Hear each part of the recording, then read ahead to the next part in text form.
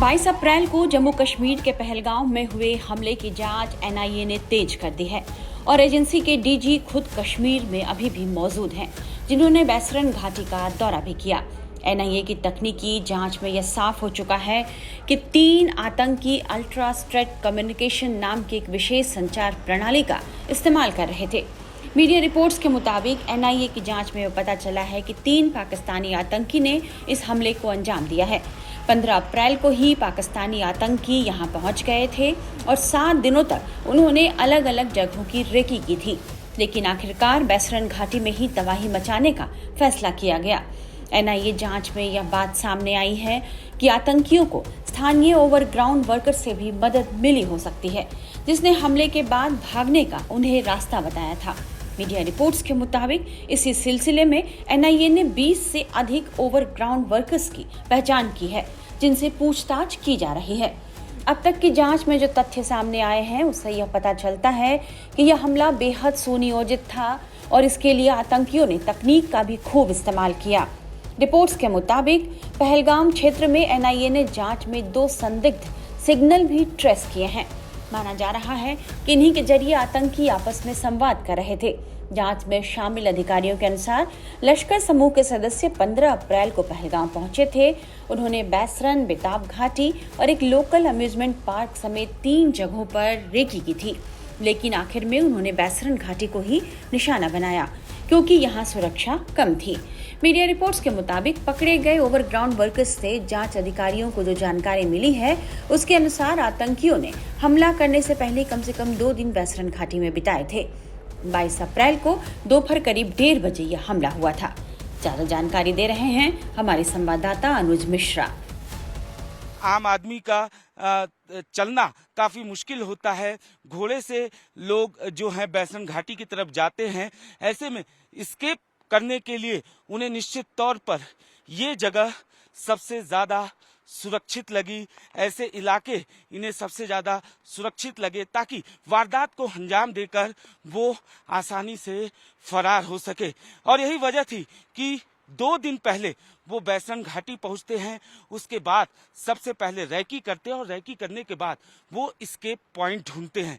Escape point यानी जहां से वो भाग सके। और वारदात को अंजाम देने के बाद पुलिस फोर्सेस जो हैं उनको भी पहुंचने में समय लगे। इसी वजह से वो बैसरन घाटी को चुनते हैं। निश्चित तौर पर बाकी जो 3 लोकेशन थी वहाँ सिक्योरिटी भी काफ़ी ज़्यादा थी, जिसकी वजह से वो उसका प्लान ड्रॉप करते हैं और फिर वो बैसरन घाटी पहुँचते हैं। निश्चित तौर पर बैसरन घाटी चूँकि पहाड़ी एरिया, पेड़ कई सारे, और यही वजह थी कि उन्हें पता था कि यहाँ से वो आसानी से एस्केप कर सकते हैं, आसानी से भाग सकते हैं। इतना ही नहीं, जांच के दौरान जिस तरीके से ये बात सामने आई कि कैसे ये आतंकी सैटेलाइट फोन का इस्तेमाल कर रहे थे, एक खास कम्युनिकेशन डिवाइस का इस्तेमाल कर रहे थे, जिससे वो चैट जो है वो शेयर कर सके बिना सिम का इस्तेमाल किए हुए और उन्हें पकड़ा न जा सके। तो पूरी तरीके से प्लानिंग स्ट्रेटेजी आतंकियों के द्वारा तैयार की गई। न सिर्फ वारदात वाली जगह 2 दिन पहले पहुंचना, वहां की रैकी करना, इसके पॉइंट तलाशना और उसके बाद वहां वारदात को अंजाम देने के बाद वहां से फरार हो जाता है। क्योंकि ये जो पहाड़ी रास्ते होते हैं, यहाँ निश्चित तौर पर कहा जा सकता है कि न सिर्फ फोर्सेस को पहुंचने में समय लगता है, बल्कि जिस तरीके से जो एक्शन लेना होता है उसमें भी थोड़ी दिक्कत आती है, क्योंकि जो पहाड़ी रास्ते वहाँ पेड़ काफ़ी सारे हैं। कई जगह ऐसे हैं जो कि एस्केप पॉइंट आतंकियों के लिए बन सकते थे।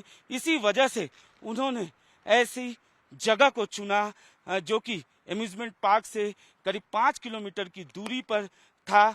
ये 2 दिन पहले जाकर समय और सब कुछ तय करते हैं और उसके बाद एग्जिट और एंट्री पॉइंट से एक तरीके से कहा जा सकता है आतंकी हमले को अंजाम देना शुरू कर देते हैं।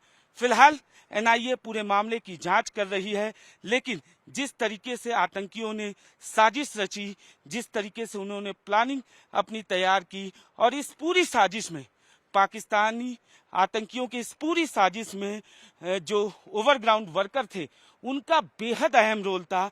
ये इन 4 ओवरग्राउंड वर्कर के बारे में पता चला है कि उन्होंने इन आतंकियों की मदद की थी, और कई ऐसे लोग हैं जो फिलहाल अभी हिरासत में हैं। इतना ही नहीं, कई लोगों से अभी पूछताछ की जा रही है, लेकिन इस पूरे मामले में ओवरग्राउंड वर्कर का जो रोल रहा है वो काफ़ी अहम रहा है।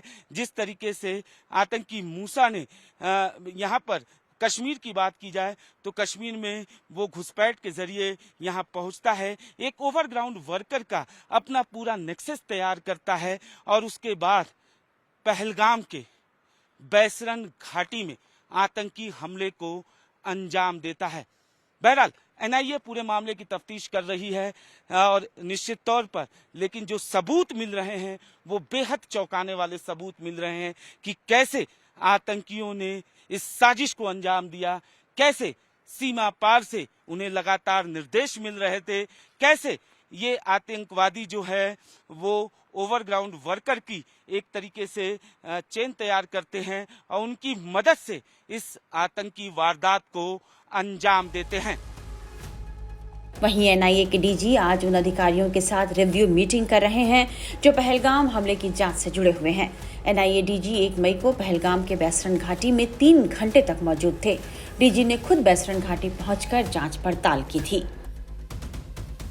एनआईए डीजी आज बैसरन घाटी पहुंचे थे, जहां पर उन्होंने जो जांच एजेंसी एनआईए पूरे मामले की जांच कर रही है, उन्होंने देखा कि जांच में अब तक क्या कुछ सामने आया है, साथ ही साथ दिशा निर्देश जो है वो भी उनके द्वारा दिया गया। अब तस्वीरों में देखा जा सकता है किस तरीके से एनआईए डीजी जो है वो यहाँ से निकल रहे हैं। जाहिर तौर पर एक रिपोर्ट जो है वो एमएचए को सौंपी जाएगी कि जांच में अब तक क्या कुछ सामने आया है। जिस तरीके से इस पूरे मामले में पाकिस्तान का रोल पूरी तरीके से सामने आया, जांच के दौरान ये पता चला कि कैसे इस पूरे मामले की साजिश जो है वो रची गई। पाकिस्तानी आतंकियों ने इस वारदात को, इस आतंकी हमले को अंजाम दिया। ऐसे में अब एक रिपोर्ट जो है वो एमएचए को सौंपी जाएगी, और यही वजह थी कि एनआईए डीजी आज खुद यहाँ पर पहुंचे, बाकायदा स्पॉट पर वो गए जहाँ पर उन्होंने देखा कि अब तक क्या कुछ सबूत जो हैं वो एनआईए के हाथ लगा है। साथ ही साथ दिशा निर्देश जो है वो भी जांच टीम को एनआईए डीजी द्वारा दिया गया। तो फिलहाल आज एनआईए डीजी पहलगाम में थे, और बाकायदा जो जांच रिपोर्ट है वो जल्द ही एमएचए को सौंपी जाएगी। आपको बता दें कि 30 अप्रैल को एनआईए ने पहलगाम आतंकी हमले के मामले को जम्मू और कश्मीर पुलिस से अपने हाथ में लिया और इस हमले की जांच शुरू की गई है।